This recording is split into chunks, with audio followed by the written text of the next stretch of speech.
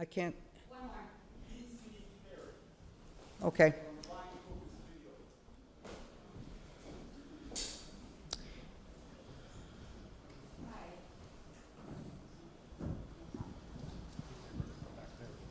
Is it on? I just want to say what I keep saying, and the killing of people is not okay. Excessive force leads to the killing of unarmed people. It's written in our contract. It's written in the contract. It's written in our laws. And the mayor and the council people and the council members sign these contracts that say it is okay to kill with impunity, with passion and excessive force. Police are killing innocent people, innocent children, because of the way the law is written. Because of the way the law is written, the police kill with impunity. They are exempt from punishment. Because they fear for their life, they shoot. Because they fear for their life, they use excessive force. Because they fear for their life, vigilantes kill. And it is acceptable. It is written in the law. A child is killed. Ayanna Jones is killed, murdered. It's okay. The law said it was okay. The law said it was okay to kill a child. The law said it was okay to kill a father. The law said it was okay to kill a daughter, a son, a cousin, a friend, a grandmother. The law says it's okay. The law says it. It's written in the Portland Police Bureau contract. And every police department has that same contract that's signed by every mayor, by every councilman, all over the nation.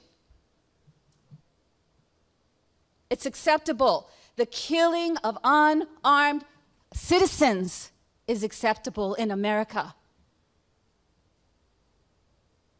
It's happening.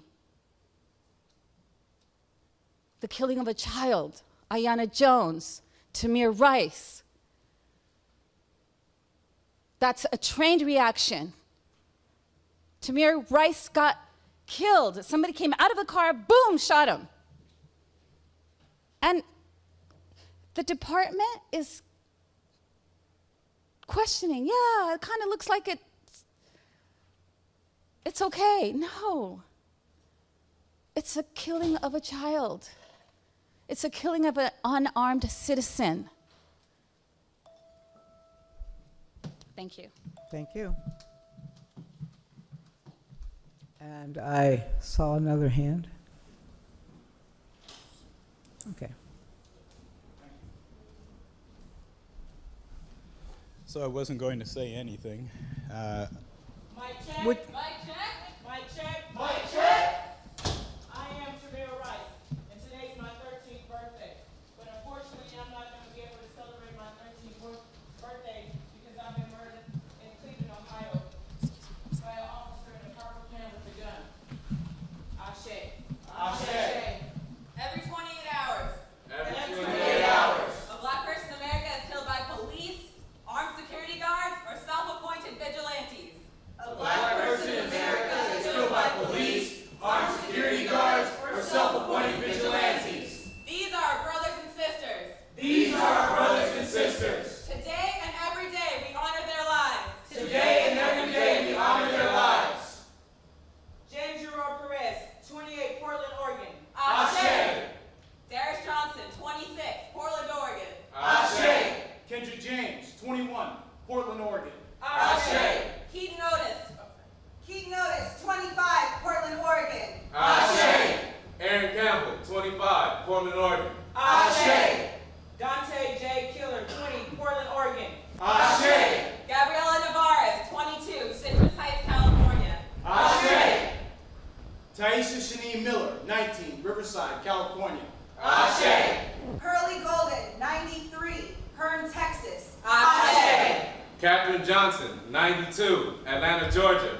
Ashe. Tarika Wilson, 26, Clymer, Ohio. Ashe. Ayanna Stanley Jones, 7 years old, Detroit, Michigan. Ashe. Tamir Rice, 12, Cleveland, Ohio. Ashe. Sharice Francis, 29, New York City, New York. Ashe. Mike Brown, 18, Ferguson, Missouri. Ashe. Oscar Grant, 22, Oakland, California. Ashe. Akai Gurley, 28, Brooklyn, New York. Ashe. And so it is. And so it is. If you believe that Black Lives Matter, please raise this now and raise your hands. Which side are you on, friends? Which side are you on? Which side are you on, friends? Which side are you on? Justice for Tamir Rice, justice for us all. And we will fight for freedom until this war is won. Which side are you on, friends? Which side are you on? Which side are you on, friends? Which side are you on? Justice for Tamir Rice, justice for I'm going to assume that everybody's awake. So I just had two things I wanted to share. One is Juneteenth. It did just pass. Not everyone knows what it is, but it was September when it was supposed to be declared and passed around and acknowledged. A little later that it happened. There's also redlining. It is not just a neighborhood, a city, it was a federal program. And the third part of that is the lack of accumulated wealth that has occurred over the years. If you understand how the Kennedys have assumed and accumulated so much wealth, look at Northeast Portland and see the reverse of that. Item 2. When I was in the 8th grade, I had a friend in rural country of Connecticut, population 2,000. This was a white boy. He worked on a farm. He was a very good friend. He helped me in a lot of ways over a number of years. I lost track of him. Last I heard from his father, he was in Florida. His father gave me his number. I gave him a call. I said, "What are you doing now? What changes have you gone through?" He said, "I'm a police officer now." He said, "I have a license to kill." And this was a very passive, sensitive young man in my youth. But now he has a license to kill. Thank you. Thank you. Okay, I'm calling an end to the public testimony part, and we're going to go into the training part. The training division presentation, you doing that? You want to introduce yourselves? I'm Sergeant William Goff of the Portland Police Bureau. We have to figure this out here. Can you guys hear me okay? 6 to 8 inches from your mouth. I'm Sergeant Goff of the Portland Police Bureau's Training Division. And I'm Brian Parman. I'm the captain of the division. I'm going to start the presentation today. I was asked to come and try to give you an overview of what our new officers go through from the hiring, from the day they're hired to the day they get off probation. So hopefully this works. Maybe not. It's just the first 18 months of a new Portland police officer. Our officers are on probation. Excuse me. Our officers are on probation for 18 months. During that time, my office controls their training, their rotations, and the precincts they go to. Like I said earlier, the personnel division does the hiring. Our training division is not involved with the hiring process. When they're sworn in, on that day is the first day that the training division really gets to meet our new officers. Maybe. The program I run is called the Field Training and Evaluation Program. I know you guys don't like acronyms, but it's referred to as FTEP. During the FTEP program, we have 30 officers currently under our FTEP umbrella. When they're on probation, anything they do falls under the Field Training Evaluation Program. Currently, we have 7 officers attending Department of Public Safety Standards and Training. Has anyone been there to see DPSST? DPSST was built in around 2008. It's an extremely nice facility, and our officers go there for training for the first 3 months. Upcoming hires, we're going to hire 1 lateral from Hawaii, July 9th, and then after that we have 3 new officers being hired July 30th. They will all fall under the FTEP program. Recently we're looking to get 11 background investigators because we're starting a new hiring push because their numbers are dwindling and retirements are coming up. When the officers are hired, the very first day they go through new officer orientation. Just a bunch of things up there really quick where we sit down, we meet with them, and a lot of people from the Portland Police Bureau like to get time with them during this time. But near the middle of this day, they're hired.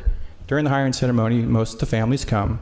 It's usually at City Hall, and it's a pretty good experience for everyone involved. At the very bottom of the list, you'll see they become the training divisions. We go meet them about 4:30. After they're sworn in, they're called under the pre-academy or pre-DPSST. We spend all day with them, and hold on, I gotta fix this. Spend all day and issue their uniforms. Before they go down to the basic academy, we give them 30 hours of firearms training, first aid, gas mask training, which are required, LEDs, which is our computer system. They have to be pass tests to get lead certified. And then we give them time with our policy and procedures. We explain the DPSST check-in process to them. And before they go to DPSST, we have them for approximately 2 weeks. The Basic Academy is a 16-week program down in Salem. Usually the classes are broken up with 40 officers from all over the state of Oregon come together as one, and like I said, it's the Basic Academy. Most people don't understand, but in the state of Oregon, to attend DPSST, you have to be hired. So you cannot put yourself through DPSST. Some states, like California, have a post program where you could pay for yourself to go through college. When you get done with college or the law enforcement college, you're certified to be an officer in the state of California. Our system is different.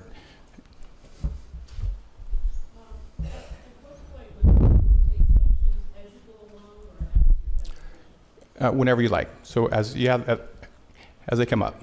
Okay. I'd like to know at what point during the training, orientation and then training, at what point is there discussion about the philosophy of community policing? Where does that fit in the content, the training content? Okay. Who provides that information by name in the Portland Bureau, and then who provides that specific training through the DPSST? Okay. When they're first hired and they go down to DPSST, they do have, I have to look at my notes on here, but if you can see, I have in front of you. If you look at Form A, these are the breakdowns from DPSST. These are state classes. The board determines the training they get, and in those classes, if you see, they get 6 hours of community policing and problem solving. I've attended that class myself down at DPSST. So if you want to, you could go to the second form I gave you, letter B, and I know it's hard to read, but I tried to break out what they get each week. So I don't know the exact question when they get it, but I can find it for you off of Form B. So again, if you look at Form B, it tells you what they get each week. For example, on week 1, day 1, they get the ORPAT, which is a physical test. The next thing they get during week 1, day 1,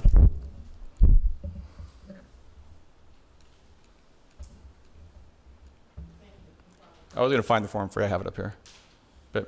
Anyway, if you see B, looks something like this. You could track their training off of this form.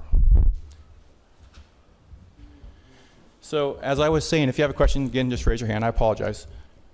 There's 40 officers usually in there from all over the state of Oregon, and it's a basic academy where we teach officers the basics, or the state of Oregon teaches officers basics. Sure. I'd like some more information about the philosophy of community policing. Who teaches that in the local Portland Police Department? Who teaches that at the DPSST? And again, what's the content? What is the message around the philosophy of community policing? As that new person's coming on board, what do they hear about the place of community policing in the work that they're about to do? Okay. That's a good question. And from DPSSTs, I do not know who specifically teaches the class.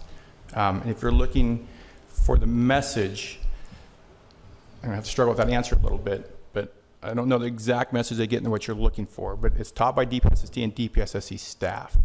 Then when they come to the Portland Police Bureau, community policing is taught throughout our curriculum, and not if you go back 5, 6, 7 years ago when community policing was something we spoke about often. I don't believe it's talked about as much now, but it is interwoven inside of our programs, and it is talked about, but not as much detail as it used to be.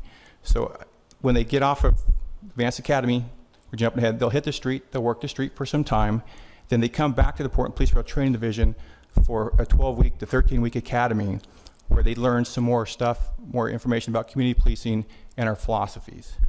And if you look at, again, it'll be Form D, we broke out what they learn at the Advanced Academy, broke each class out for you.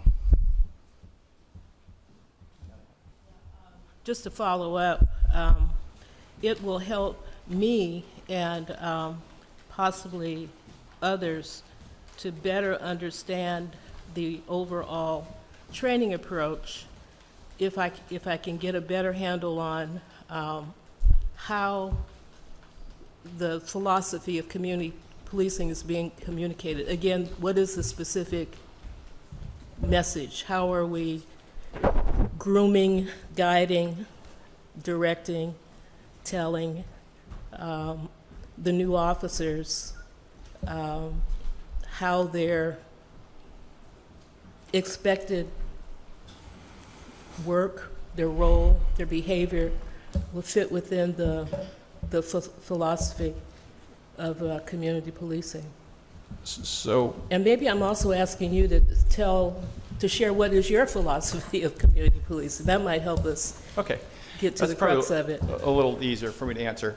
So again, if I understand the question right, to talk specifically about a community policing class, let's go back. Well, I was hired in 1992 from the Portland Police Bureau.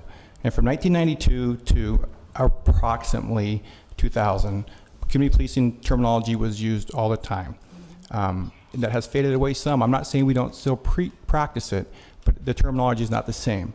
So when you talk about community policing, and I'm going to talk to you on a personal level, what I see community policing as, for example, when I worked the foot patrol at 15th, 16th, 17th in Alberta, I would go into Joe's place. I knew the owners.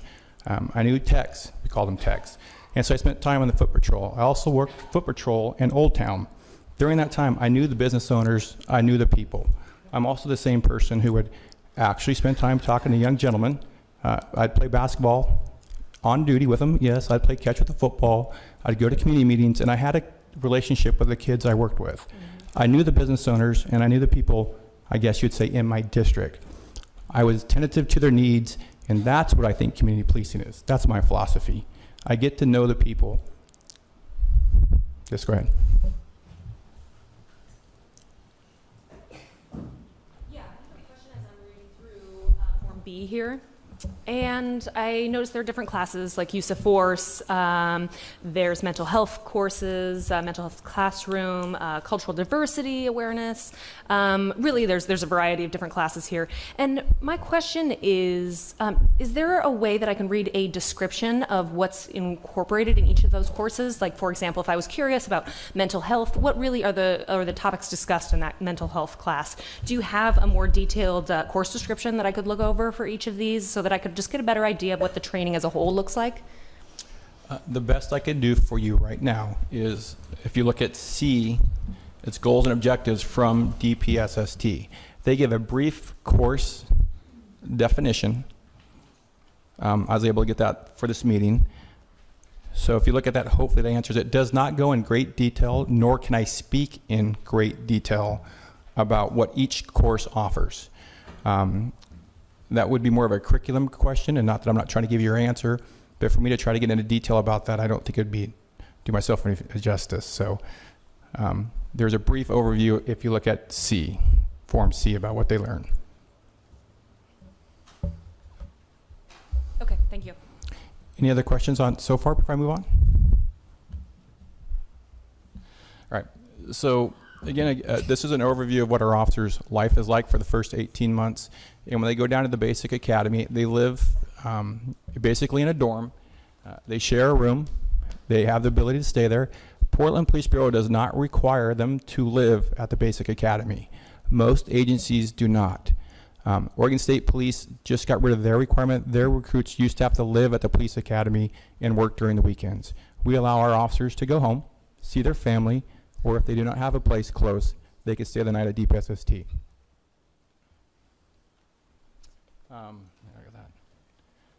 Training's role while they're at DPSST has changed throughout the years. From 2008 to 2010, I was assigned to the Basic Academy as a liaison to make sure our people were treated well and they got the training they deserved or needed. A while back, the Portland Police Bureau relationship with DPSST was, let's say, unique because we were so big and there was pressure between the two agencies to work well together. So in 2008, when I went to DPSST, that was kind of my role as a liaison. I continued to be down there with our new recruits once or twice a week while they're at the Basic Academy. A typical day for our students is they wake up early in the morning and they go to PT 3 times a week. Their physical fitness training is either from 6 to 6:30 or 7:15 to 7:45. They spend the next 8 hours in a classroom, full uniform, so they get comfortable wearing their gear. Afterwards, when they get done, they usually have dinner, study, and repeat. That's basically their day. So we kind of moved ahead. I provided you in this slide. This is where I was going to talk about the 640 hours of training they get, and most people have already seen that form. So again, on this slide I was referring to Form A that you have. It breaks down the training that DPSST offers to our new officers. Takes this, or things optional? I'm sorry, this is mandatory training. Everything on this form is mandatory, and you could only miss, while at DPSST, 40 hours. Now, why would someone miss training? Let's say their spouse had a child, or maybe there was an injury or a death in the family. If they miss over 40 hours, they have to return to DPSST and complete the course again. There is optional training that I did not list that officers can take in the evening hours.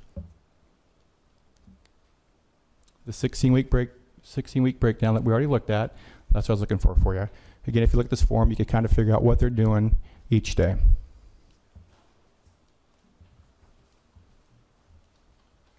Can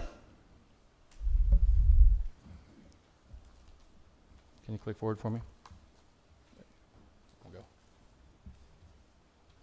If you like some more information about DPSST, I put their website up there, and if you Google DPSST, it's the first thing that comes up. You could click on their website, track their schedules, and there's lots more information that you can research. At the end of their 16 weeks at the Basic Academy, we have something called Patrol Week. It's 40 hours of scenarios down at their village. DPSST has a huge scenario village down there with businesses, banks, a track, video stores, a pool hall, and they run scenarios all day. The Portland Police Portland Police Bureau sends coaches down with our new recruits so they could ride in the car with them during those 40 hours and get to know our recruits, and they get a very good idea of what our recruits are taught while attending DPSST. So at the end of the patrol weeks, when our officers graduate, once they graduate, they come back to the city of Portland, fall under the FTEP program, where we provide them more training before they go to the street. Just some basic training they have is firearms, geography, report writing, radar, LiDAR, and with our new computer system that we're running, they have 40 hours of training just to be proficient enough to go in the police car. We also provide them 10 more hours of defensive tactics. The FTEP program has several objectives, but I wrote 3 down for you, or transferred 3 over. The first one is to produce a highly trained and motivated employee who meets or exceeds our standards. To improve the Bureau's selection process through an ongoing observation. And what we mean by that, we are working with Dr. Corey, who's a psychologist who our people go see before they're hired, and we're doing a study with him to see if the people we're hiring are meeting the standards and what the community wants. And then finally, to ultimately increase the overall efficiency, effectiveness, and reputation of the Bureau through modeling and professional, competent, and ethical behavior. So we are looking for quality officers, and we're training them to be that the best we can. Oops. Maybe. Sure, I love your questions. Could you say more about the study with Dr. Corey? Sure. Say more about his background and qualifications for the work that he's doing with the Bureau. How long has he been doing the evaluations? And then how long has when did the study start? When are you expecting it to conclude? Yes, tough questions. Dr. Corey has been,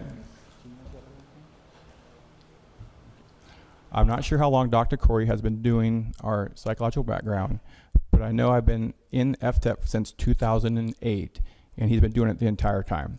So his background, I'm not 100% sure, but I know he's used throughout the United States, just not Portland, Oregon. It's going to get a little complicated here for me to explain, but when someone takes their psychological test, that process hasn't changed in several years.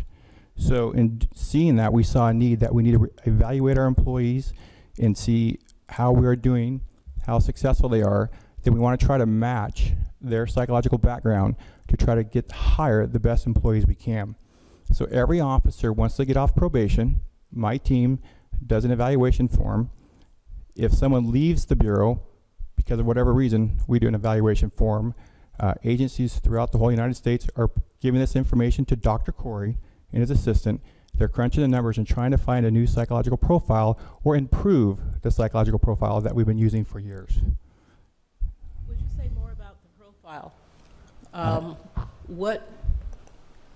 What currently are you looking for? What is the profile that would pass an evaluation? And I can tell you I know nothing about that. That's something that we're not involved with.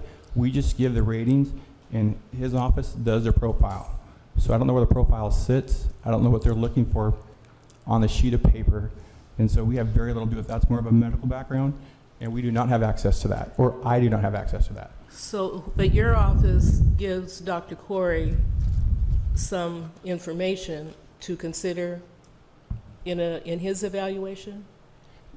Somewhat. So what information are you providing him? So if we have an officer, let's say, who 6 weeks in decides he wants to quit, or maybe, let's say 8 months in, we end up terminating his probation, we'll fill out a questionnaire, talks about the type of employee he was he on time, how was his community relations, how was his communication skills, and we rate all those, just circling a number, and we send it off to Dr. Corey. So just basic questions.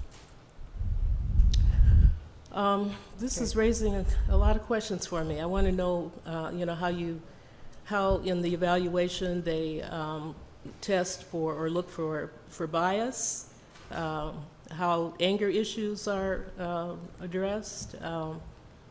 There's so much more. I don't want to take up all the time with my questions. Is there someone who can come and talk to me about talk to us about those kinds of things?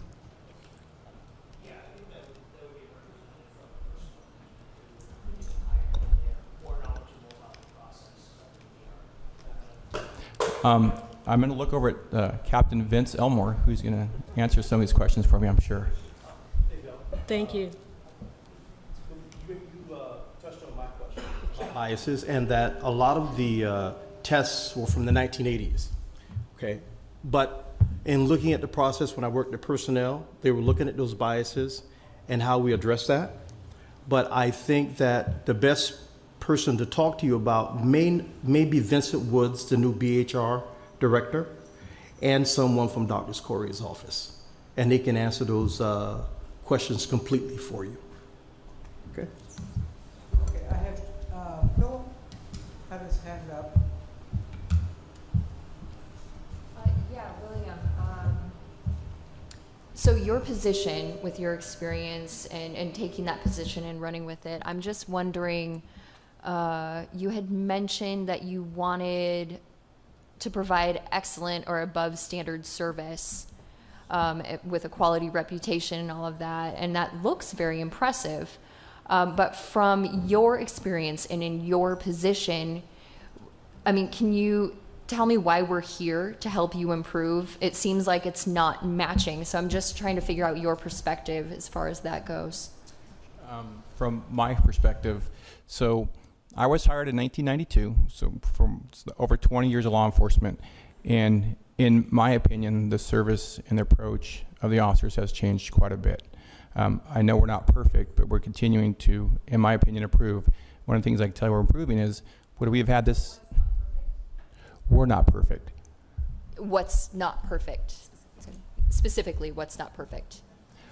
We still have citizens' complaints. We still have communication issues. We have, I think Captain Marshman talked over the number of police contacts we have. We still do get use of force complaints. We get rudeness complaints. There's things that the Portland Police Bureau could always improve on. But if you're looking at the overall improvement since 1992, in my opinion, I think we've come a long ways. And for example, as we're all sitting around this table, I asked you if we'd have been doing this in 1992, 1995, 2000. So as a community, from my experience, we're reaching out for input. We're trying to adapt. And I believe most of you are coming to our training division this next week or so we can provide you some insight into our training. So again, the Portland Police Bureau is working to improve our community relations, our training we provide to our officers to improve the customer service product. I'm always startled when this doesn't work right away. Were you finished? Was Philip finished? Yeah, okay.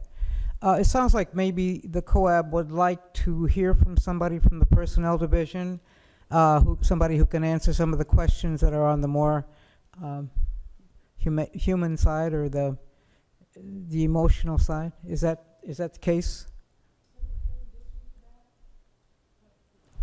It would be helpful. I'm aware that Richard Brown, longtime community activist, has been working around community policing issues going back to the 80s, early 80s.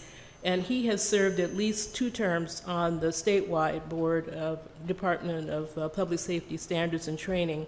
I think he's also doing some volunteer, or maybe it's paid training with the department.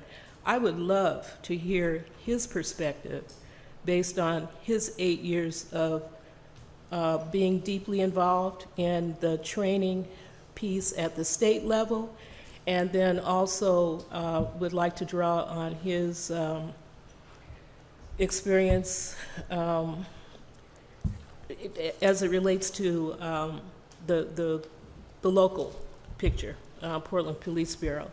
And then I know, just based on Director Dante James speaking into my ear, that he or his office has been involved in working on some questions or looking at the interview process. And I'd like, if we could pull that kind of presentation together in a package that will give us a more fleshed out picture. I think it would be helpful. Am I being clear? You're clear. Okay. All I need to know is if there's an agreement here. Okay. Is that something? Please speak up or raise your paddles. Okay. But Kathleen, Also, I think that we should invite David Corey himself. He has spoken at a couple of police meetings that I've attended. I can't tell you exactly where they were. And he's a very knowledgeable psychologist, and he can explain how he evaluates people. So instead of asking a third party, we can ask the person who's actually doing the evaluation. We will try to pull this together for you. It may take us a little bit of time, but we will work on this, okay? If that is what you want. Okay? Yep. There was, yeah. As it relates to the training division, I was just kind of wondering what's the percentage? Oh, okay. As it relates to the training division, I would just like to know what percentage of people of color involved, or how many people of color are in the training division. It's something that, you know. Do you mean as trainers? As trainers and consultants and whatever, anything related to the training division. I would like to know the kind of the breakdown of people of color and that kind of thing.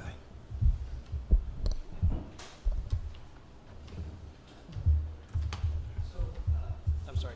So as far as oh, I'm so sorry. I'm Brian Parman. I'm the captain of the training division. As far as full-time staff who are dedicated lead trainers, we have one member of color, and then within we use a cadre of satellite instructors who come in and teach during times of high demand. We use a cadre of FTOs, field training officers, and I'm sorry, but I don't have those numbers with me right now. But actually, permanently assigned to the division is just one, but we have several members of color who are satellites and FTOs who support our programs. Yeah, it's just important to get some of that kind of background, because they are going to be training the new officers that's going to be coming out to the communities. And, you know, lately, particularly with the communities of color, there are a lot of officers who are non-color, white officers, if you will, and they're coming out to the community dealing with people of color, and they're new particularly, and there's some stuff that may not be, there's some language barriers, just all kind of barriers that can break down the communication piece, and then we got a whole bad situation. So I think we get it early on, at the very beginning, when they're training, at the very beginning, when they come into the force. By the time they're out of training, and it's like, what, 18 months or 3 years, we got police officers on the street who can probably work with anybody else on the street, any citizen in the street, or any resident of Portland, just by having that early on training. Yeah. So just a question. No, I agree. But how many trainers did you say you have full-time? Full-time training staff, we have 18 officers assigned to the division. There's about 35 members total in the division. 18 of those are officers, and the majority of them are assigned as lead instructors. There are some of those officers work for Sergeant Goff doing field training and evaluation.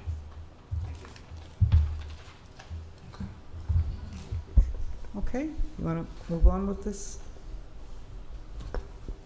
I just want to, can I just follow up on the training, on the people of color in the training, which I'll leave it alone after this.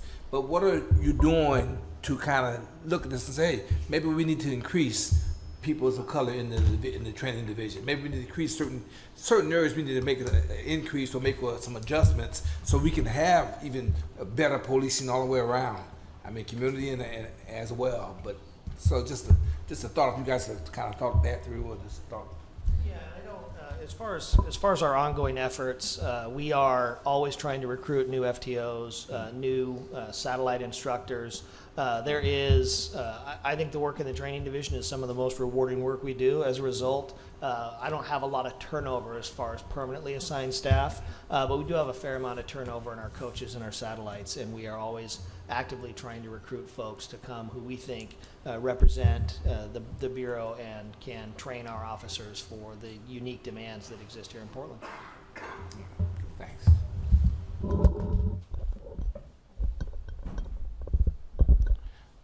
If this doesn't work for me, I'm going to stand up with a microphone. I'm used to moving around.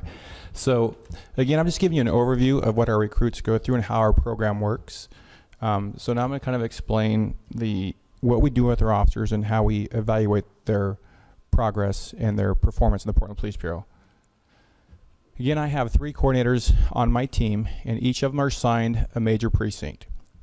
So at that precinct, they're responsible to know how all the recruits or trainees are doing. They're responsible to have relationships with the supervisors in case there's some issues we need to know about. And they're responsible for all of our FTOs, which are called field training officers. Our officers rotate through at least 2 precincts, so they get a look at each community, the way it's divided up. Sometimes they only get to 2, but we try to get them to 3. They work all 3 shifts, so they get experience of the difference between day shift and night shift, or graveyard, which is extreme.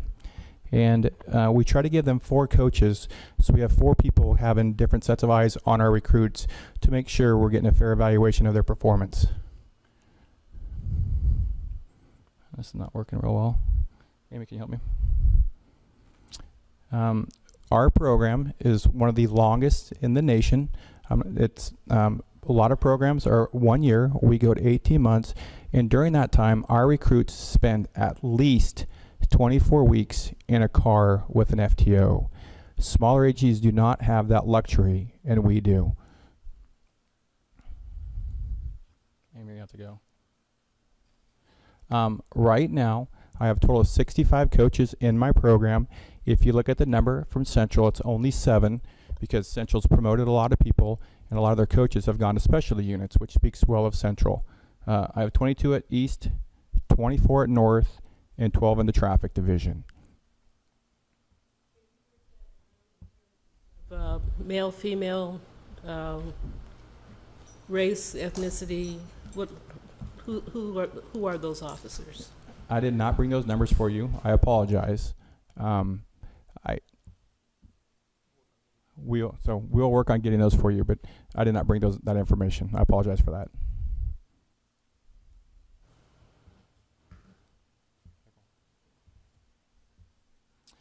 We're going to go past this really quick. I know it's hard to see.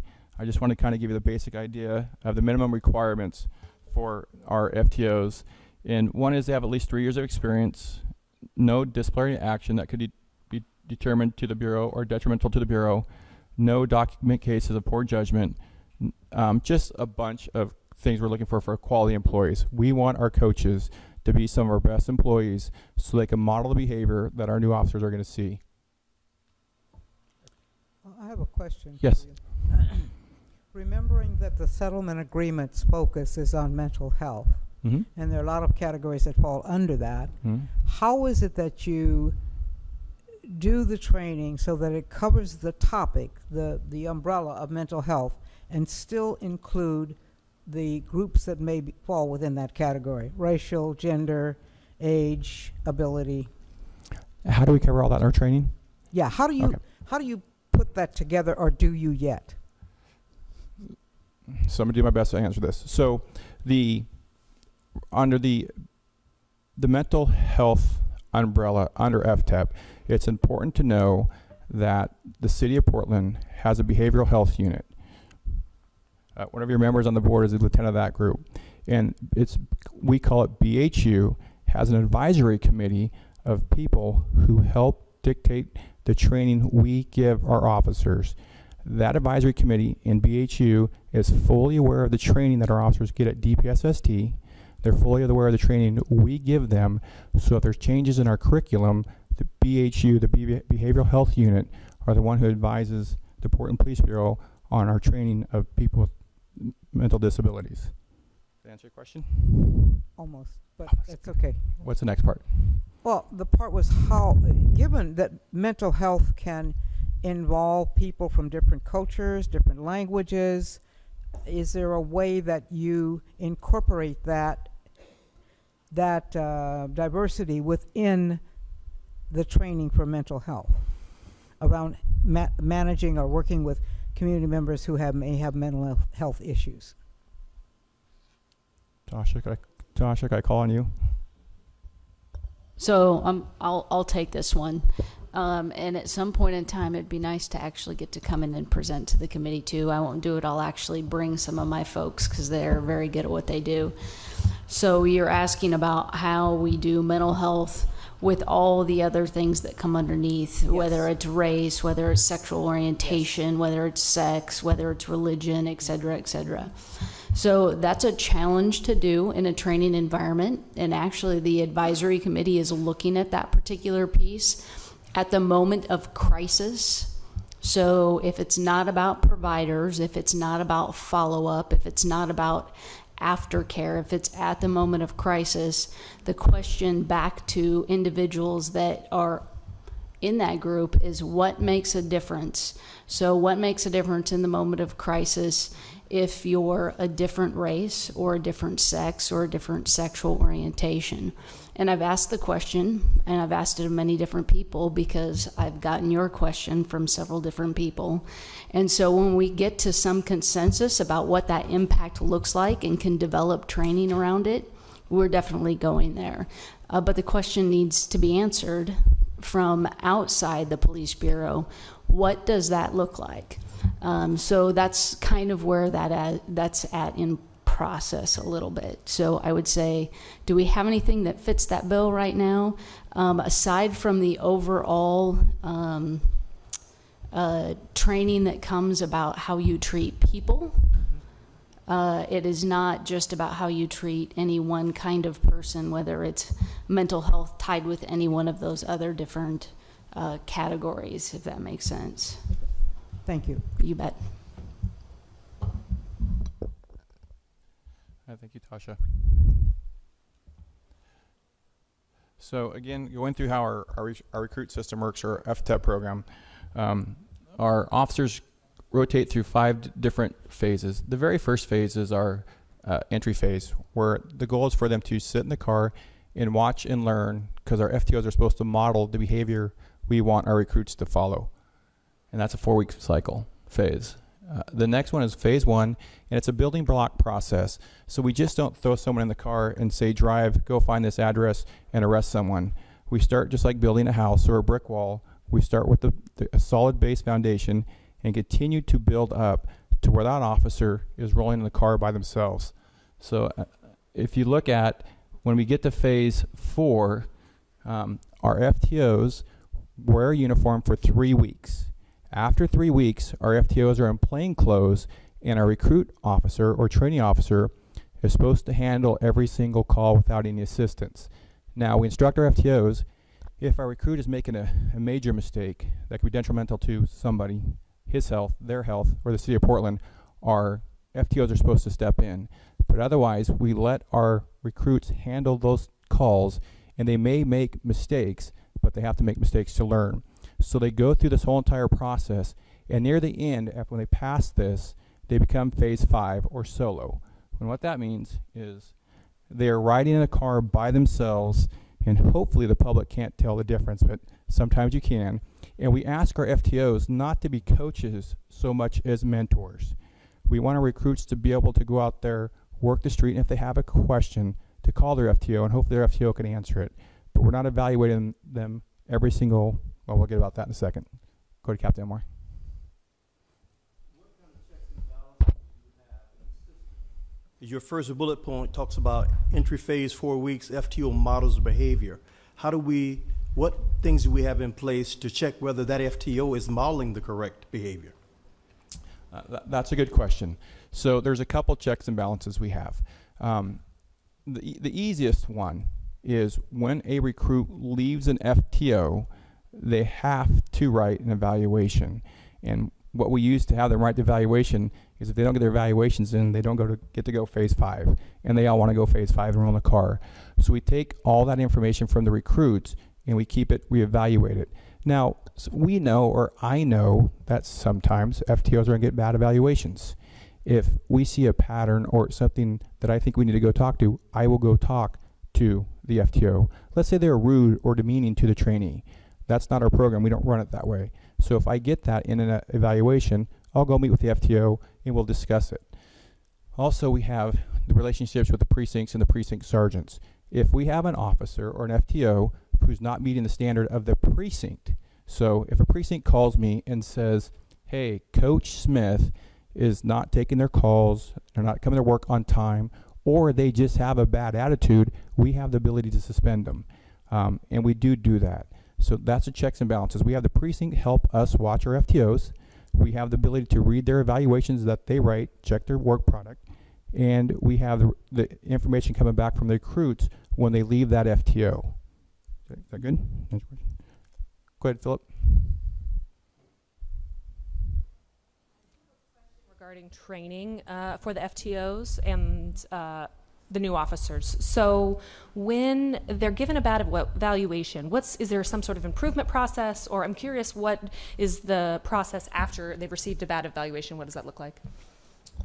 Okay, so after the FTO and or the recruit, or both?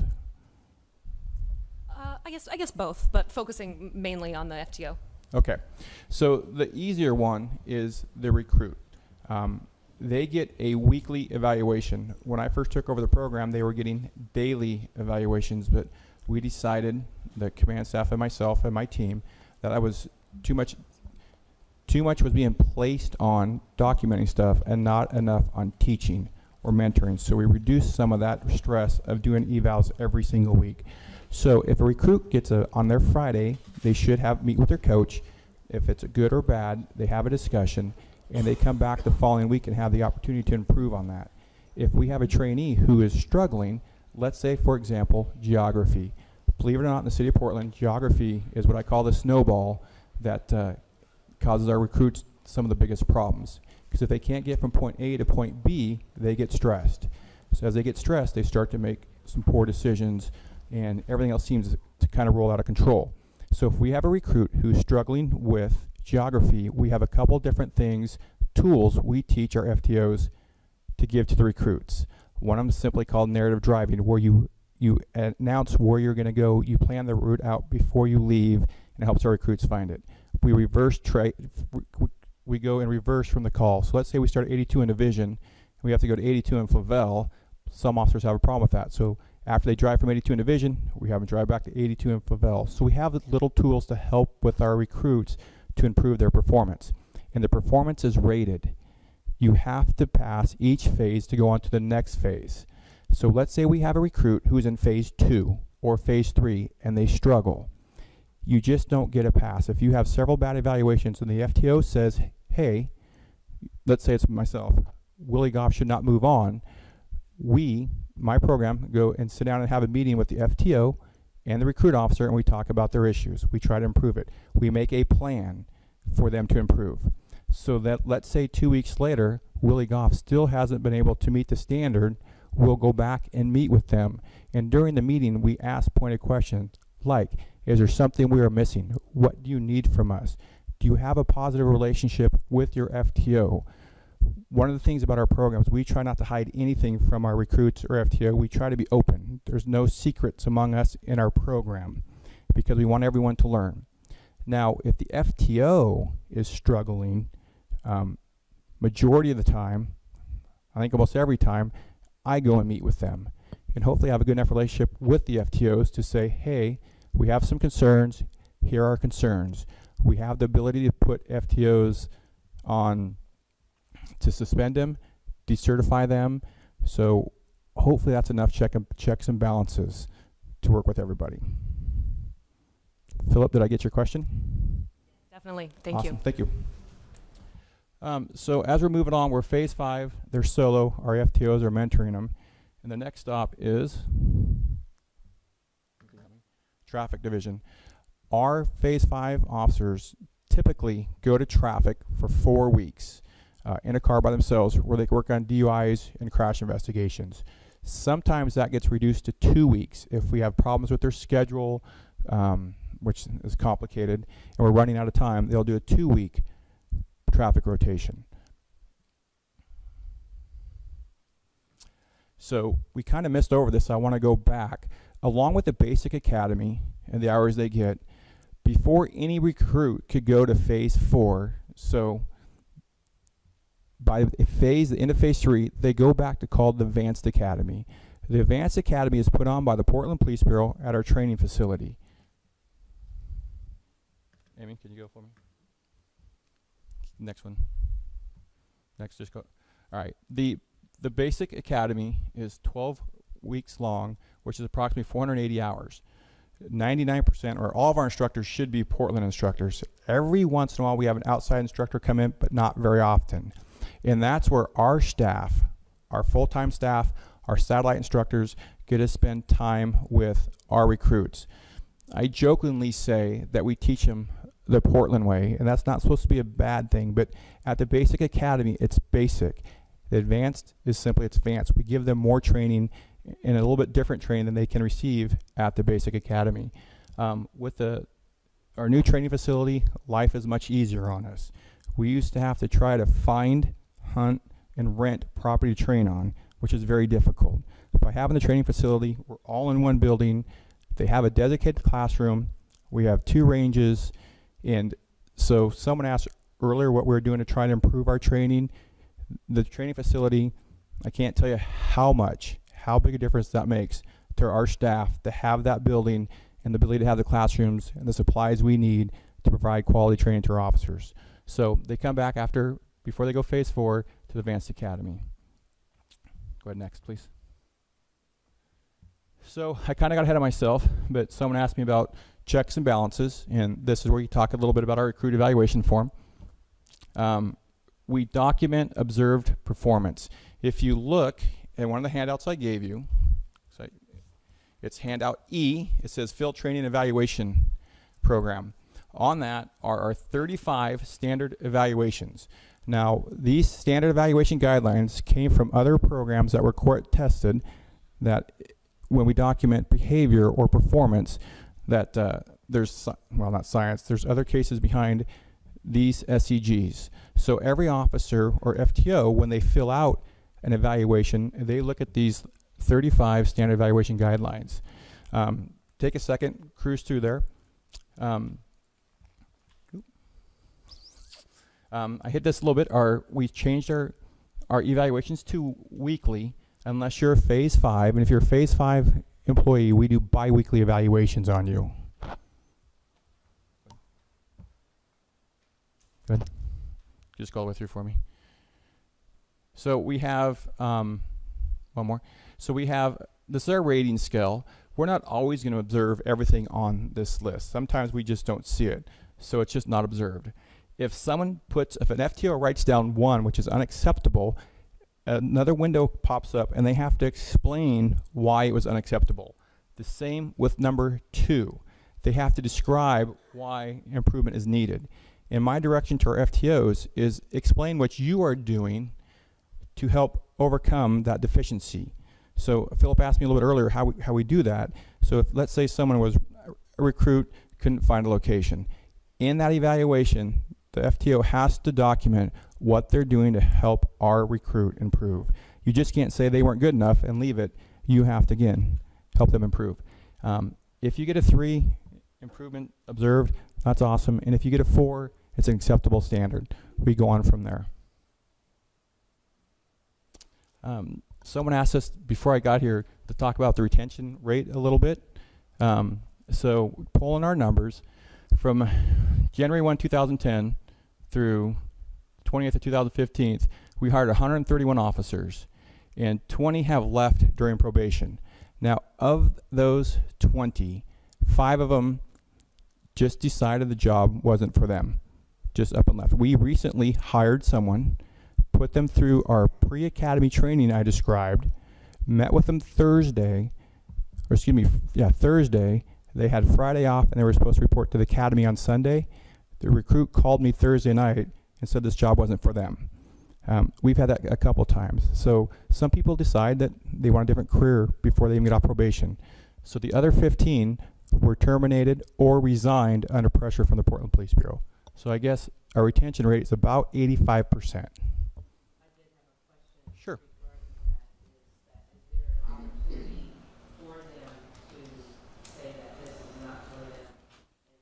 You do an exit interview. Yes, we do actually do 2. Well, we're supposed to do 2, and what I mean by supposed to. The personnel division does an exit interview with every employee who leaves. Theirs is mailed to them. Now, my staff does an exit interview if we can, where we sit down and we talk to the employee in person. Like, for example, the one who just recently resigned, we didn't have time to meet with him because he called me. We're at home. well, that's not true. We met with him, but we didn't sit down. We had a discussion with them. My coordinator documented the conversation, and with that, personnel sent them a form. So they do exit interviews. Yes? Yeah, I was wondering. Oh. I was wondering, how did you get the 85% retention rate? How did you come up with that? You said, I mean, how do you collect that data to get that 85% retention rate? Oh. That's not me. So hopefully my math is right, but we just looked at the individuals we hired in a database. We looked at the individuals that had left. So there's all kinds of databases in the city of Portland. Personnel has a database, and myself and my team have a database. And so we're able to track the number of people we hired to the number of people who left. Interesting. Okay.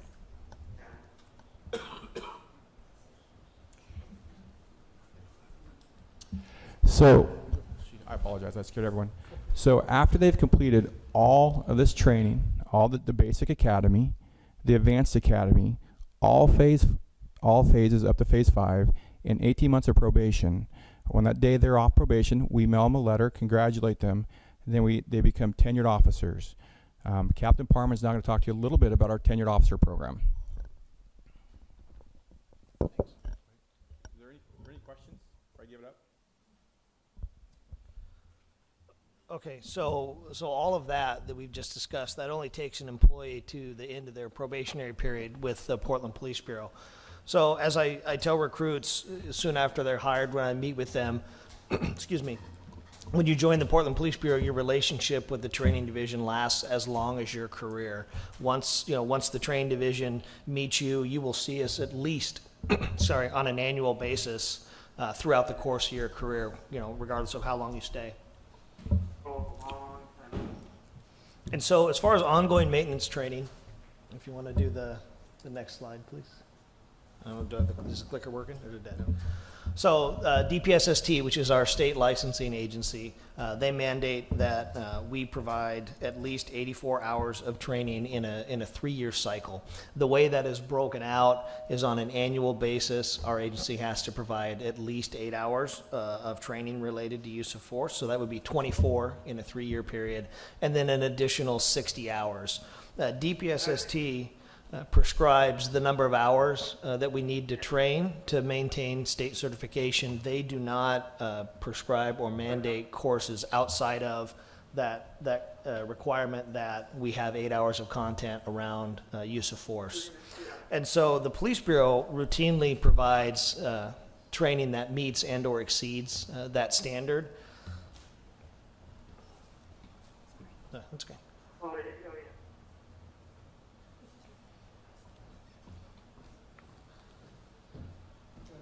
Oh, that's okay. So just to talk a little bit, about the structure of how we deliver in-service. Typically, in a perfect world, we try to provide our in-service training beginning in January and then concluding in May. That gets the majority of the organization through training in that 6-month window. There are sometimes other training initiatives that take precedent, and we're not able to train within that timeline. This year is a good example. The computer system that Willie talked about earlier is a huge block of training for our officers, and one of our overall responsibilities is to manage the impact of all training that has on the day-to-day operation of the Police Bureau. So with another program drawing a large number of officers in for training, we can't have in-service occurring at the same time. Our in-service is typically between 30 and 40 hours of instruction, depending on the year and the content, and then the other training initiatives. We typically have 48 students per week, and then it takes approximately 22 weeks to deliver that curricula. That provides us enough spots for just over 1,000 members, because there are times where members are unavailable unexpectedly due to injury, due to court, and that we need to provide a certain number of makeup sessions, if you will. This year's content included updates from our legal folks, the city attorney. Oh, I'm sorry, is there a question? I have a question regarding mental health days for officers, if they need to take off based on circumstances out in the field, and do you allow that? And when they're off, do they get some form of counseling or additional support? I'm not sure what you mean by mental health days. Can you just tell me a little bit more about that? You know, like when you need an extra day off because you're overextended, we call that mental health day. I just want to make sure we're talking about the same thing, so. No, I hear what you're saying. You know, obviously, you know, all members, like all other city employees, they accrue both vacation and sick leave, and they can request vacation, they can request sick leave. We have an employee assistance program that is available to all members. All members can call confidentially, get 6 visits, courtesy of the program, and I think there's even a process that will allow them to get additional visits at no cost to the member. Well, I'm just thinking that based on the work itself, it's difficult. And so it seems like there would be more of leeway, not just the sick day, not just a vacation day, but more of something that helps them to stay in the work and not get burnt out. Is that something that you guys have looked at? You know, right now, we only have a couple types of accrued leave, and that's sick leave, vacation, you know, overtime that you take as other compensatory time off. You know, can you just use myself as an example? You know, I get approximately 4 weeks of vacation every year at this stage in the game, and so I think that most officers find that they are able to get time off when they need it. And there is obviously a process if the member can't get time off, to talk to their supervisor, to talk about getting some sort of administrative leave. Or, I mean, there are other options, I think, for people where it is really critical. And I was thinking more of just the kind of like what you talked about, kind of the one-off, like today's just not the day for me to be doing it. Okay. Does that answer your question? Okay. I'm sorry, Philip, you have a question? I have a question kind of related to Sharon's question that I just thought of regarding police. Like, if they are to shoot a person, is the officer provided counseling, or how does that work, if you can explain? I'll do my best. What I can tell you is the organization gives all members who are involved in a shooting, they give them administrative leave. Prior to returning to work, they are required to meet with a psychologist, and then there are follow-up meetings that occur after the member returns to work. But the members are afforded time off immediately after the incident. Typically, they're off until at least the grand jury process is concluded. And then they, like I said, they have a visit before they return. Yes. Okay. Yes. Really? Huh. Yes. Okay. So just a quick overview of content for this year. I'm sorry, Bud? Is there any form of evaluation prior to their ability to return to work? That's done by the psychologist. So that is a mandatory evaluation. Yeah, that's an evaluation. And then also after the member returns to work, we now have an altered duty status where the member is, you know, you're not just kind of thrown back out in a police car by yourself. You'll be returned to your RU. Typically you will work with a partner. You may start out just coming into the precinct, doing some administrative work, helping with some case follow-up, and slowly trying to ease the member back into work. You know, this is it is obviously a traumatic incident for all that are involved, and we're trying to be sensitive to our members and not re-traumatize them by just immediately introducing them back into line level work. Also, Bud, when we look at this process, as I worked in the precincts, you have a chance to make sure that that individual is with someone they know very well and also knows them very well. Officer that has worked with them for many years, that will see that there are changes in that officers, and they can recommend to the command staff that we look at that officer again and make sure that they're ready to go back to duty, full duty. Yes, thank you. Yes. Correctly. So if an officer is involved in an officer-involved shooting and they're on administrative leave and they go to a psychologist, which you provide for, are you saying that that same psychologist reports to the Bureau about the officer's readiness to return to work? Seemed like a conflict of interest for that psychologist. Right, and I don't know the specific mechanism. I know they're required to meet, and you know we are trying to evaluate their fitness for duty, and that is one piece of information that we do get about the member.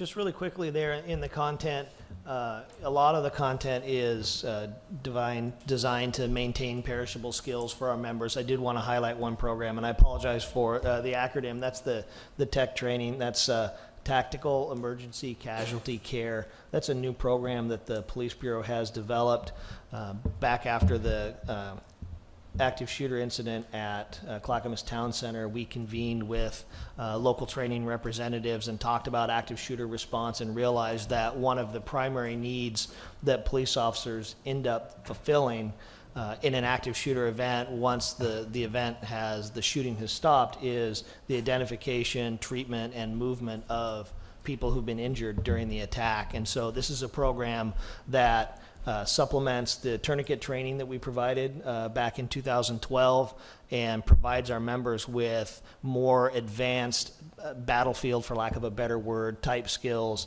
to help stabilize victims so they can be moved out of a dangerous situation and to get them into treatment faster.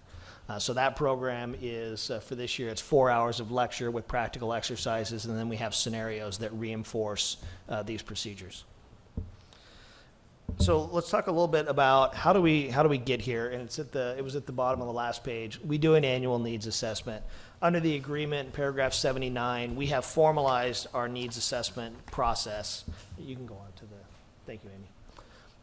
And so our needs assessment takes into consideration the bullet points listed there.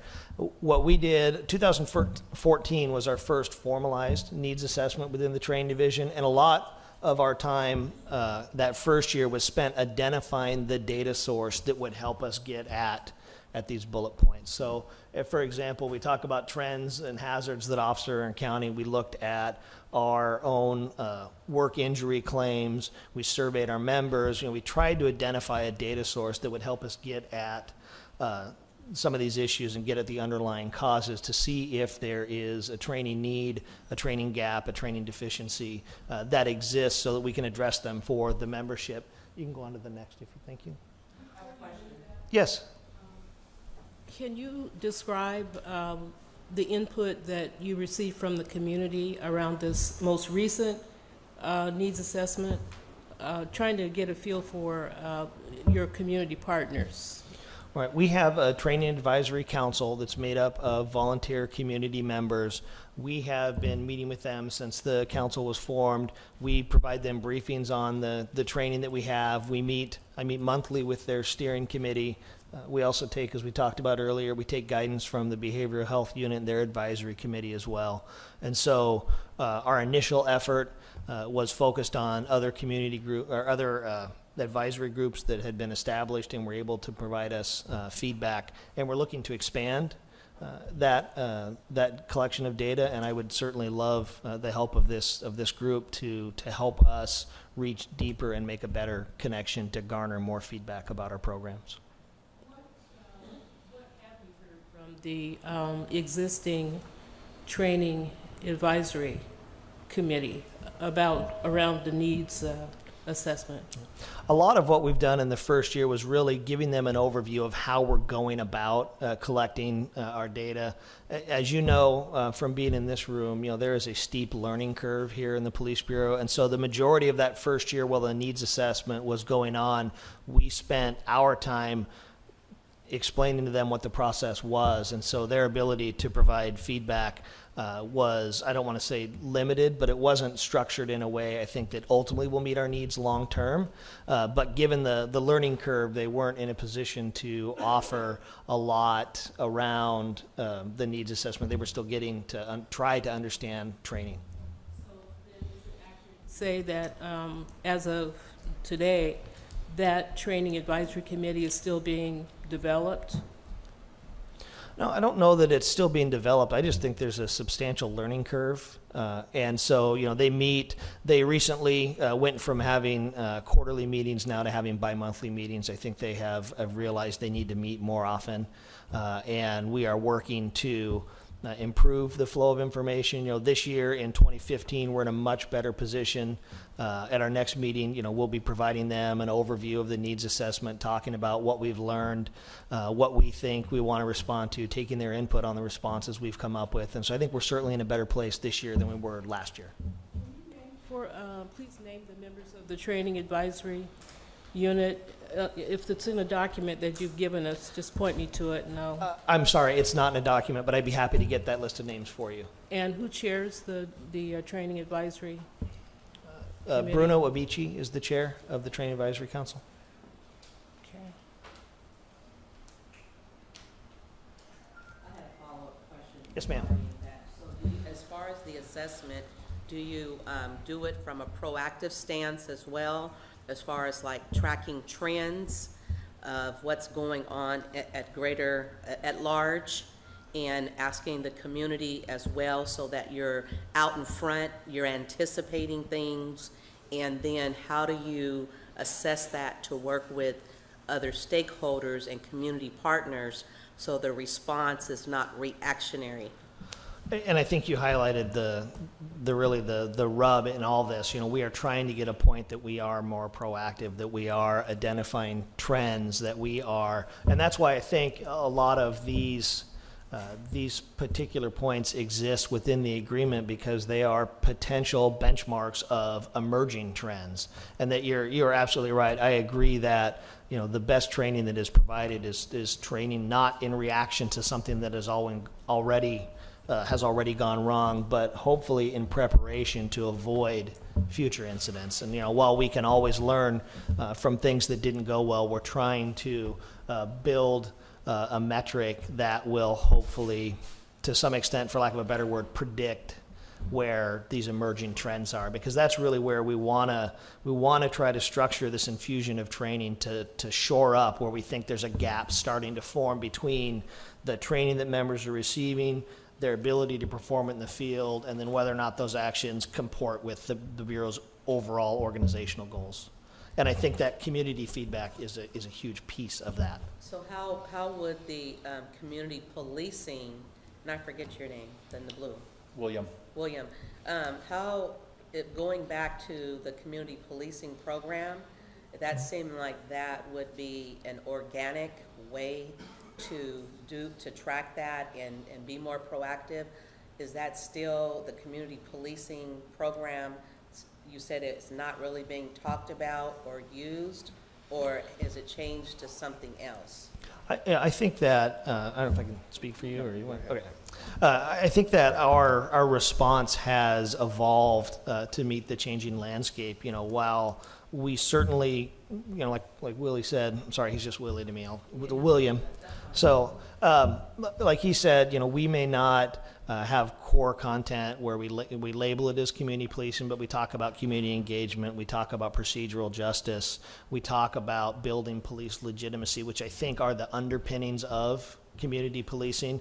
And that content right now is, I think, you know, we're in the infancy of really coming up and having our content evolve and respond to the new landscape that we're policing in. We've recently been back to Chicago. They have a very large initiative around police legitimacy, and we were back there to observe training. We'll be headed up to Seattle next month to observe their training that they have for their members on de-escalation.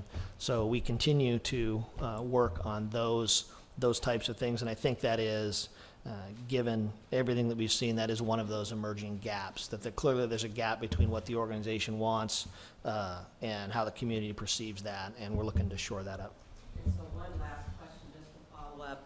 Do you have within your ranks officers who have a skill to see the landscape differently than normal and are able to come back and speak from that experience and would be considered experts with that keen eyesight and approach?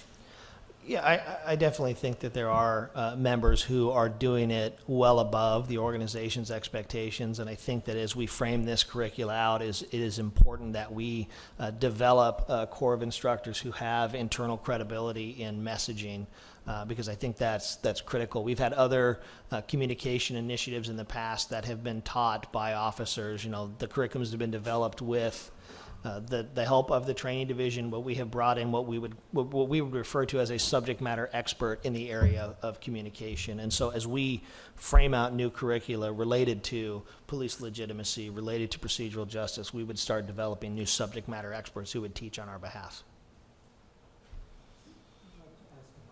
Absolutely. How is community defined for the police bureau? You know, I think that is an incredible question, and I don't, you know, I think that people who, you know, if you use the city's definition, people who live, work, worship, you know, who are in the city of Portland are the folks that we work for at the end of the day. And so I think it is broader than people who reside here. It is broader than people who, as Mr. James alluded to earlier, regardless of citizenship. I think it refers to everybody who comes in and out. That basic concept of the humanity with whom you're working get infused in the training. Do you know, when I read this, it's about, you know, the Bureau looks at this and there's this structure that's there, but I'm not reading words that talk about the human being part of it. And I think somebody else kind of hit on that in a way. And I wonder how that gets infused into all this. You know, and I think that you raise a good point. You know, it is difficult in this setting when it's just words on paper to really capture the richness of the classroom.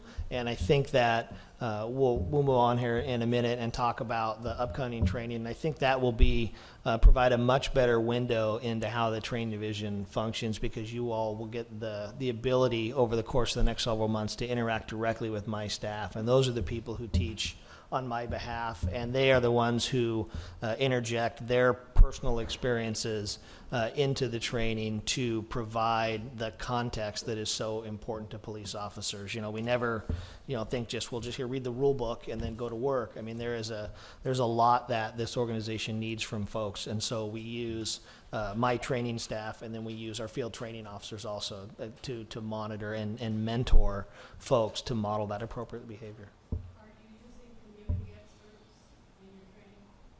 In what way?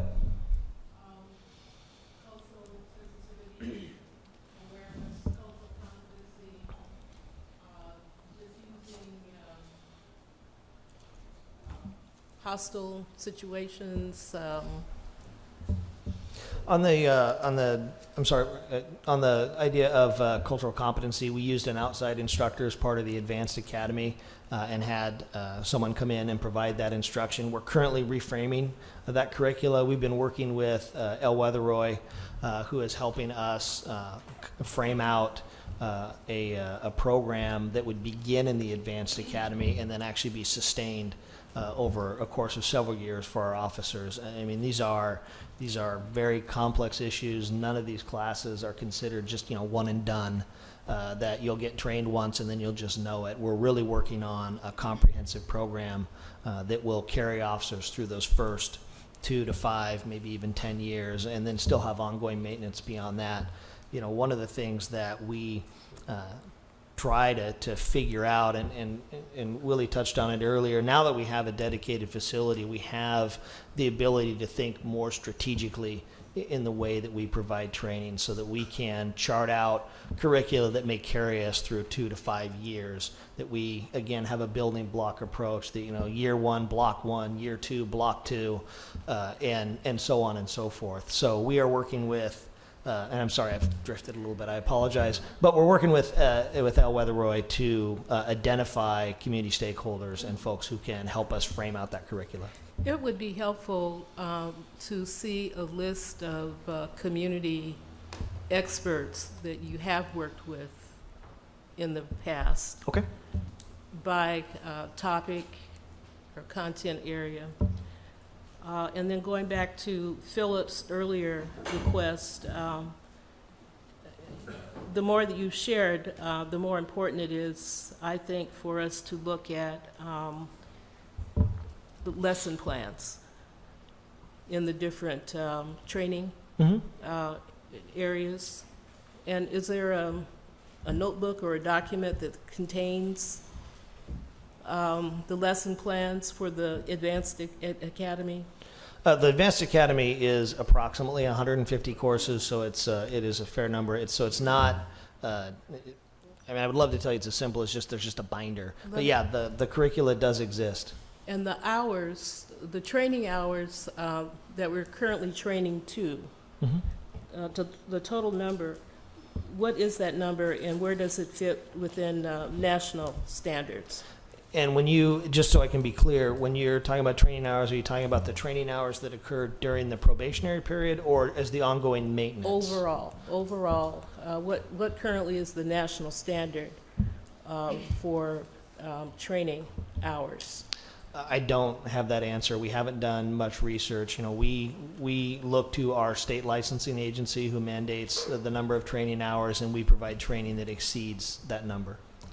Because I can remember, not with a great deal of detail, when I was serving in the legislature, it came to our attention that barbers and beauty shop owners are trained on more hours than police officers are trained. I think that's probably still accurate. Definitely, yes. I'm a hairstylist, it's true. I know that at that time, the basic academy used to just be 8 weeks long. It's now 16 weeks long. Our advanced academy is another 13 weeks, and I think that it's important to remember that within the city of Portland, the first 18 months, every hour of every day is a training hour, that those members are constantly learning. And so there is 18 months of training that occurs within our system before members are fully tenured members and able to work. I'm looking at the tactical communication and diffusing hostility. And I'm sorry, on which list? It is page 11 of 13, document C. Document C, okay. And it's the topic at the end. And just reading the content, develop the interpersonal communication skills necessary to communicate effectively with emotional, angry, and or hostile citizens, and to develop the communication techniques necessary to diffuse and de-escalate crisis situations. Identify methods to reduce or eliminate defensive and hostile responses in public interactions. And that's only 8 hours. Right, and this is DPSST's curricula, and what we have found within our programs, we have classroom content that is 8 hours, but then when we provide scenario-based training, we also look at those types of topics as well. And so, while I can't speak to DPSST's curricula with much more information that is contained within the four corners of that document, I can talk a little bit about what we provide as part of the Advanced Academy. And we regularly provide classroom and then supplement that with scenarios that involve topics from the classroom to see if officers can make the transition between sitting in chairs like we all are, learning about something, to actually doing the work. So the 8 hours that we're looking at on page 11, that's the 8-hour training that's provided through the DPSST. Correct. And then the Bureau, through its training facility, is providing something more, something on top of that. Yes, both in the Advanced Academy. I'm sorry, were you done? I didn't mean to interrupt. Just, I want to know how many total hours, and again, content. Right, and I'd have to do a little bit of math here, if you'll just forgive me for 1 second. And then also, where it goes back to the question about standards. Is the 8 hours a national standard? Is it the maximum required? Is it the minimum required? And I'd like to know the answer to that question for all of these different content areas. Are we training to the highest possible standard of policing, 21st century policing, or are we someplace below that? Or how are we to understand the different hour blocks of time in terms of what it means in terms of, say, national standard? Yeah, absolutely. I hear your question, and unfortunately, I don't have an answer. Certainly don't want to speak for DPSST and how they design their curricula.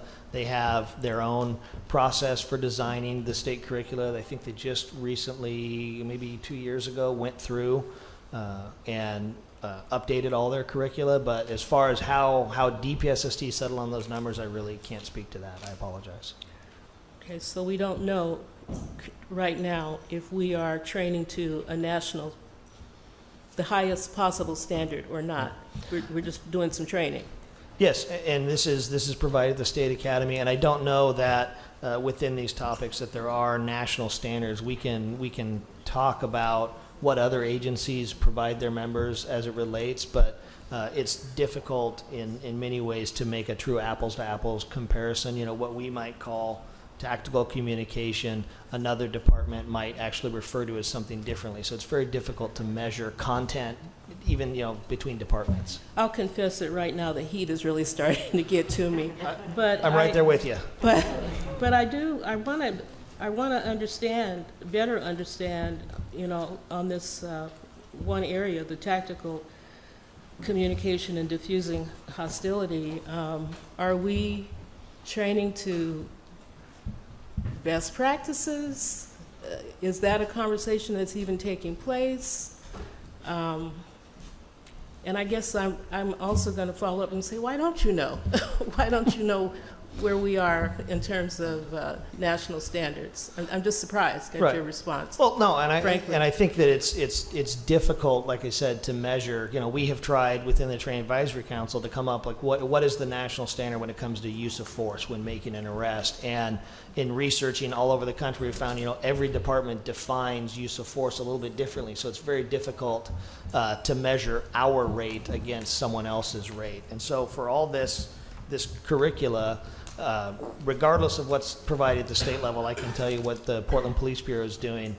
We provide our members with training on de-escalation. We encourage them to use time, tactics, and resources. As I mentioned earlier, we'll be going to Seattle next month to view their curricula. They have just unveiled, I guess for lack of a better word, but they've just instituted, that's the word I wanted. They've just instituted a program for de-escalation that has been developed and reviewed by the DOJ and heralded as meeting the desires of the DOJ when it comes to de-escalation training. So we're going to have to take a look at that and see how well our curriculum measures up against others. The process of designing and delivering curricula is iterative for the Portland Police Bureau. It is rare that we simply say that content is perfect, let's not look at it. We are always trying to do research, trying to look to see what other departments are doing. A fair amount, not a fair amount, but we do dedicate time for instructors to go to other seminars, to go to other departments, to learn what other folks are teaching, to see how we measure up against our peers, regardless of what we call it in terms of the words on a paper. Is our training as it relates to driving, is it commensurate with other programs that we've gone and seen, or is our training for defensive tactics commensurate with other programs? National level. Introduce yourself, Tom. Local team. Just in terms of a national standard, you may want to do some looking into CALIA. CALIA gets you accredited, but in terms of a national standard, that's CALEA. In terms of a national standard, though, I believe that would probably be the closest thing that there is to a national standard. So just to make that a quick point for what is the national standard, I would probably say CALIA. Okay. I just have one question in regards to, do you feel like the Portland Police Bureau is in a new era as far as the officer rank and retirements, and so you have more people retiring and new officers coming in, and do you feel like the old guard is going out? I think it would be fair to say, given the number of retirements, that we are seeing a generational shift within the organization as far as tenure, and we really are on the forefront of that. I was in a meeting earlier this week, and the rough numbers are that over the next 5 years, approximately 400 to 500 members of the organization, so half of this organization will be eligible to and or retire. So we are looking at a huge turnover within the organization that is lines up with a huge hiring initiative that was originally begun in the early 1990s. So do you feel like that's going to create an issue as it relates to overall performance and of retraining and implementing the settlement agreement? No, I don't think it presents a barrier. I think it presents an opportunity for us. You know, we are looking at having huge changeover within the workforce, which of course does, you know, present potential issues. But as far as the program that we have to take new officers and get them up to speed in an 18-month period, I think that we are positioned well to prepare them, and that this process with our needs assessment will continually identify those gaps. And much like others in this process, we will be looking at, you know, what are we getting 3 years after hire? What are we getting down the road? And what do we need to change to try to impact that number? Okay, we've got about 10 minutes left, and I know you have some more to present, some more information to present to the COAB. Okay. Okay, go for it. But you guys don't like to stay late, you know. Here's the thing I thought about over and over. It's all about culture. And when I'm talking about culture in this instance, I'm talking about the culture of the Portland Police Department, the culture of the department. And so, and you mentioned there's a lot of turnover because people are going to be retiring and these kind of things. And that's really fine and dandy that people retire and get, I mean, I'm happy with that kind of thing. People retire happy.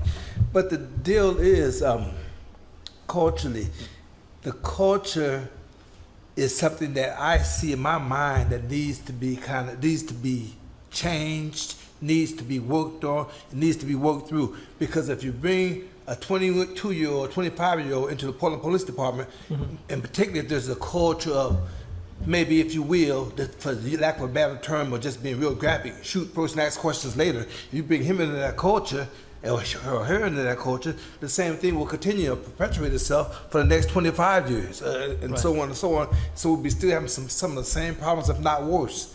So I'm saying that to say this, with the new trainees coming in, new people coming in, I think we need to kind of have a cultural shift in the Portland Police Department. And I don't think nobody's talking about that. I don't know if they are or not, but there needs to be a shift in the department totally that, hey, certain things won't be tolerated. You mentioned some of the good things that, you know, for us standards of what a police officer should be and should act and how he should carry himself or she should carry herself. But the overall culture of the police department, I couldn't just say the Portland Police Department, I could probably say the national police in general. The culture is we do this and you shut up. And that kinds of culture need to start changing as we roll on to the 21st century, get deeper into the 21st century. And the changes with the training. It starts with the training, starts with the 21-year-old coming in here and realizing that, yeah, I got a big responsibility. As a matter of fact, I might lose my life. But at the same time, I need to protect myself as well. At the same time, I need to respect others' lives. So that's a big shift, and that's what, I don't think that's been talked about enough, but I think that needs to be addressed or looked at. Thank you, Jim. Right. I saw one more hand. I'm sorry. Okay, this question is for William. You were talking about de-escalation. We were talking about that on page 11, and that was document C that we were looking at. And that was in regard to tactics and communication for de-escalation, for diffusing hostility. And so during that de-escalation process, if a person has a mental health issue, or the person is of a specific gender or LGBT, or if they have a disability, if they're deaf. So is that included in that de-escalation? I mean, is it mentioned, or is it focusing on the de-escalation process in general, or do they really get down to the specifics in there, different scenarios? You know, do they do different scenarios with people with disabilities, mental health? I just would like you to expand on that a little bit. Okay, we touched on it a little bit earlier, but the answer is yes, but not probably as far as some people would like to go.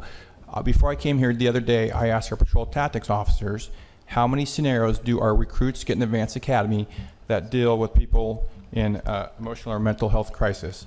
They get 9. So I can't tell you in depth what each of those scenarios is or what the learning objective is, but I know from our new curriculum, they're getting 9 scenarios based around mental health issues. Now, if it goes any further than that, I can't answer. And earlier we were talking about Deep SSD getting, I think it was 8 hours of tactical communication.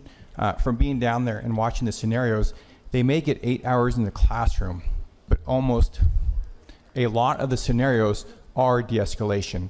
So they may only have, like I said, the classroom portion of 8 hours, but when you go down to Scenario Village, for example, one of the scenarios is someone's bike was stolen, and we confront the suspect on the bike. He gets agitated with you, and it's a minor, it's a theft.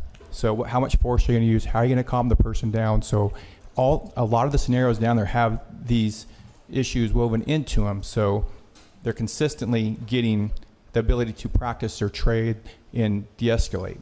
So I don't know if that answers your question. Yeah, it was somewhat answered, but we did talk about the 8 hours, and I feel that honestly that 8 hours is insufficient. I feel that, to feel safe, you have to include everything. You have to, my feeling is that I'm just not satisfied with that 8 hours, and we can definitely, you don't have to answer now, but I just kind of want to, and I'll keep that in mind when I go to the training next week, and just something I want to put out there. And I just want the community here to know that that is something we're taking very, very seriously, and we're concerned. Absolutely. Okay. Okay, I'm trying to get through the material, so if we can just fast forward to the slide that has the training overview. I think we've covered that. One more. So I just wanted to provide a brief overview of what to expect when you come in. And I apologize, these slides are labeled day 1 and day 2, but I know that some of you will be coming just for a single day. So think of that like the morning and the afternoon session. So I hope that doesn't create any confusion. So the training day will begin at 6. We'll have a opening briefing and remarks, and then we'll move into safety check. And what I want to stress as part of going through this training, we're trying to provide all of you with an experiential look at the type of training that police officers go through. And so you'll be training in the same environment that police officers do, and more than anything else, we maintain a safe environment. At the end of the day, my belief is if a member's going to come in and make a poor decision, I want them to do it in an environment where the consequence or the outcome is simply we talk more about it, and we talk more about how your decision comports with the decisions of your peers and others, so that it is an environment where it is safe to fail. I mean, we have to provide an opportunity where people can fail and they can learn limits and they can learn what their personal limit is, and we have to do that by providing a safe environment. So for all of you, it is, I think it will be a good experience, and I just want you to keep in the back of your mind that all of you will go home at the end of the day just like any other officer who comes to training, and that the scenarios and the experiences that we provide you will reflect your level of experience as opposed to the programs that are designed for officers who have in excess of 18 months of training before they start going through some of these scenarios. And so after we go through safety check, we'll start providing overview content of some of our programs. We'll talk about defensive tactics. You'll get a chance to meet with my lead instructors. We'll talk about electronic control weapons. We'll talk about firearms, and we'll talk at the end of the first session, we're going to talk about stress management. We've talked about that a couple times, and we have a responsibility to prepare our members in addition to just surviving physically, surviving emotionally. I mean, this is, what we hope is a 25-year career or more for everyone who joins up, and there are steps you can take early in your career. You can cement a good foundation that you can survive the emotional toll that this career does take on people.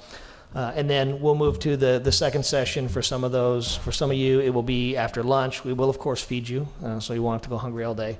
We'll have some lunches brought in. And then whether you come back on an additional day or if you just simply roll into the afternoon, we'll then provide you overview content for behavioral health, overview content for patrol tactics, and then we have some scenarios. And again, the scenarios will reflect You know, the fact that you've spent maybe 7 or 8 hours with us as opposed to 17 months or more. And again, what I really want to encourage all of you to do as coming to the facility is really get to know my staff. I talked about them earlier, but you know, my instructor corps, they are the people who, with the help of FTOs and others, are trying to shape officers for the remainder of their career. And you know, I encourage you to ask them tough questions and to hear in their words how they deliver curriculum and what their goals are for the people that ultimately graduate from our programs. Are there any questions just generally about the flow of the day? Bud? Well, since we're drawing to a close, just a question about training overall. Okay. How do you measure the effectiveness of the overall training program? How do we know if it's working? And I'll try to give you, again, it's a much larger answer that I'm going to give you here just in the last few moments. What I can tell you is in implementing the settlement agreement, we expanded our capacity in areas that relate to curriculum development and program evaluation. And so we have hired a full-time staff member who uses the Kirkpatrick model of program evaluation, which measures student satisfaction with the training. What did you like it? Student learning, did you learn something? Are you able to use it on the job? And then ultimately, are your actions meeting our organizational goals? Now, obviously, in a training environment, 1 and 2 are very, very easy to get to. We can give you a survey to figure out, did you like it? Did you learn something? And we're working, for some of our programs, we're going to level 3 and level 4. But that is to try to get at your question. We're trying to build even more capacity around program evaluation. If we're going to invest this much time into our members to prepare them, or at the end of the day, are we turning out officers who are able to perform commensurate with the goals of the organization? And we have to build measurements around that. It can't just be done by feel, not in the 21st century. Okay. Vince had some data that you wanted to give us that was out of a question earlier. Yes, I do. And I'll make this very succinct. You asked about the members of the gang enforcement team. 24 members of the team, 4 members of officers of color, 1 being a female, which is about 12% of that team. The average for the Bureau officers of color are about 15%, so almost close. Assistant Chief Modica and Captain Wackenhead are going out to different parts of the organization and recruiting officers of color to be in that part of the organization. One of the things we need to deal with is that we need more officers of color, and we need officers from all cultures and all of our community. And we're working on that with Vincent Woods, the HR director. I worked in the gang unit for 6 years. Also, you have to really take into consideration that's a difficult part of the job. You have to work long hours, a lot of overtime, a lot of court time, and sometimes officers are bombarded with a lot of negative content from the community. So some officers don't want to be involved in the gang unit. So that's my take on that. Thank you. And I think Donna Maxey, who's in the audience, wanted about 30 seconds. Come on, Kathleen, you know it takes longer than that for me to say my name. Donna Maxey, I'm the founder director of Race Talks, and you're talking about training. I'm a retired educator and administrator, and so I do know how to write training. And Portland Public Schools pays a fee to Race Talks for our program, and I have tried to talk to the police about doing the same for your officers. We have monthly programs that talk about issues of race. A number of people who are on the COAB have been speakers, and I see a lot of people in the audience who have been to the Race Talks program. And we are doing a community police forum series. We've done 5 so far at the high schools, and we'll be going to all the outlying high schools as well. So what I would really love to do is to get the police, the street police coming. We have a lot of the managers who are coming, but we're not getting the street police coming. And at the last one, we had a unique opportunity that was just amazing. I didn't know we had a Black Panther Party here in Portland. And they contacted me because one of our programs was about the history of the Black Panthers here in Portland. And they came to the training at Wilson High School as AC Modica was speaking. So there was an exchange that happened that was not controversial, it was not confrontational, but it was totally informational. And I'm sure it was transformative at the same time. We would love for officers to come. You know, they can get the training. It's 2 hours.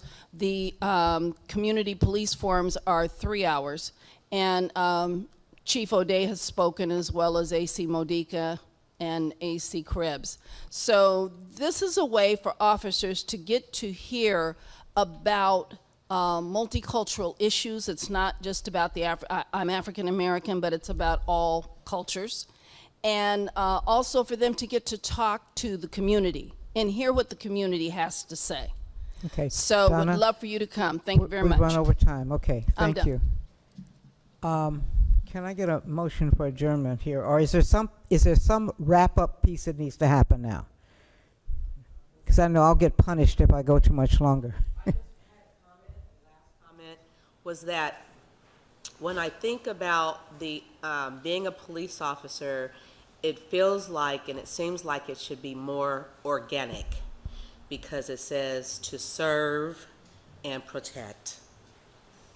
And with that, you know, it's just, but I know that there are protocols and procedures, and so, but the humanity piece has to be, you know, it should, you know, be in there so that they look at everyone the same. You know, that I'm serving all people, not just the people who look like me Okay. and have a lot of money. I thought I saw a motion for adjournment. Yeah. All right. All in favor? Aye. It's done. Thank you for your attendance. Thank you for your participation. Thank you for the information. Thank you for listening. Please come back.